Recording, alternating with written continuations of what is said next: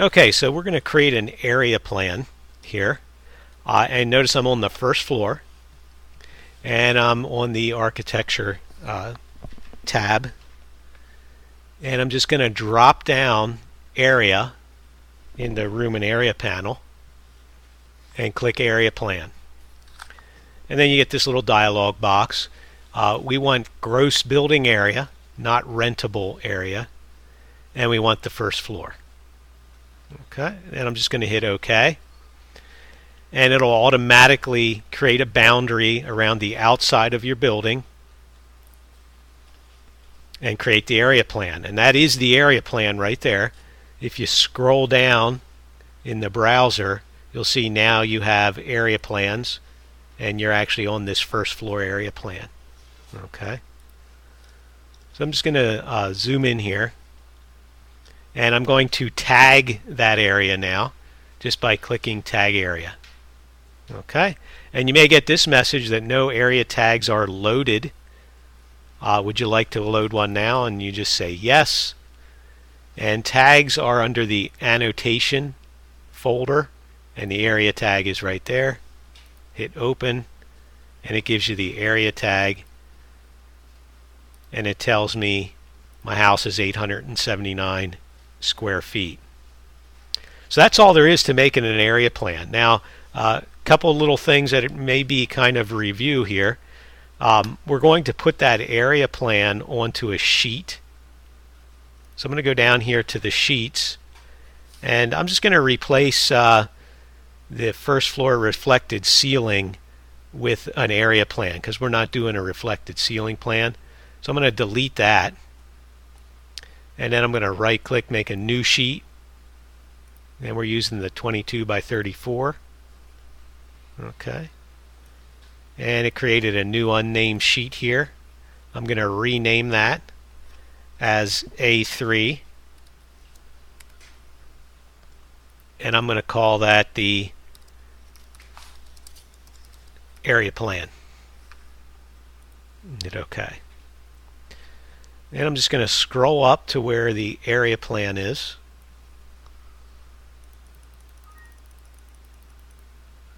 And I'm going to drag it onto the sheet.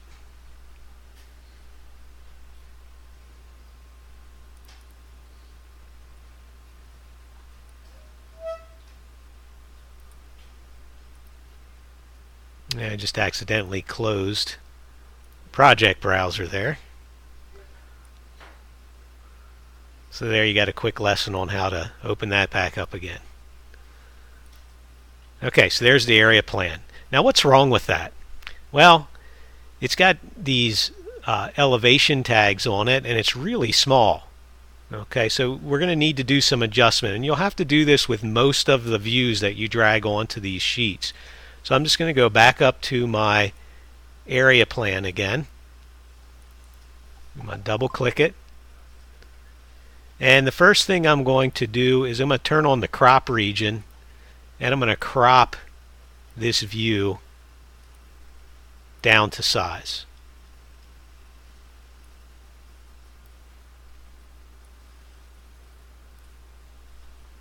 Okay, and then I'm going to turn off the crop region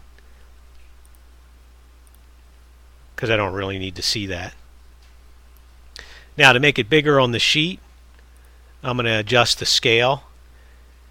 You can see it was the default was 1/8 inch equals a foot, which is really small.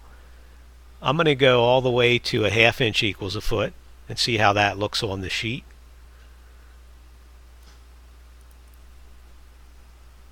Okay, and that looks like that's pretty big, but I'm going to drag the view tag right up to the plan there and see if I can fit this onto the sheet. Okay, I'm just using the arrow key here to bump it up a little bit. Now if this were a floor plan that I needed to add dimensions to, this would be too big. But all we're interested in here is the area plan. And that's what you want to do with all of your views. You want to make them as big as you can, and they still fit on the sheet. You don't want to have this big sheet and then a tiny little floor plan in the middle of the sheet. Okay, especially when you print it out. This is a D size sheet. We're probably going to print it on a B size paper, so that if you have a little floor plan in the middle here, that floor plan is going to end up being about an inch tall when you print it out on a B size sheet. So make your views as big as you can. Now that causes a little bit of a problem here. This area plan tag, the text height on that is an 1/8 inch. Okay, that's kind of small. So what I'd want you to do there is go back to your area plan again and just click on that tag, and then go up and hit the Edit Family button, and it opens up that tag as a separate family. Okay, and I'm going to click on the room name here, and I'm going to hit Edit Type. Okay, and we can see there that the text size is 1/8 inch. I'm going to set that for 1/2 inch. Make it nice and big on the screen so we can read it. Then I'm going to do the same thing with the square footage. I'm going to hit Edit Type. Okay. Now on this one, the type is 1/8 inch.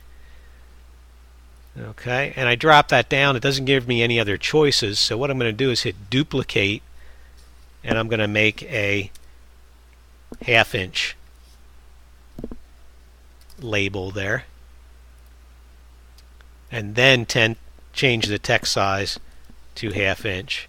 If I don't duplicate that first, what's going to happen is the 1/8 inch type is going to have 1/2 inch size font, which could get confusing if you need to reuse it. Now you see it kind of overlaps now, so I'm just going to drag this down. Okay, then hit Load into Project, and this is the project I'm working on. Okay, and I'm going to overwrite the existing version, and it comes up, gives me a larger tag. Okay, and I could go back in and edit the family if I wanted the SF for square feet beside the 879. I could just go in, edit the family, and just make this box wider, and that would take care of that. Okay, so we go back to the sheet, and now you can see that tag's nice and big, and we'd be ready to fill out the title box and print this thing out.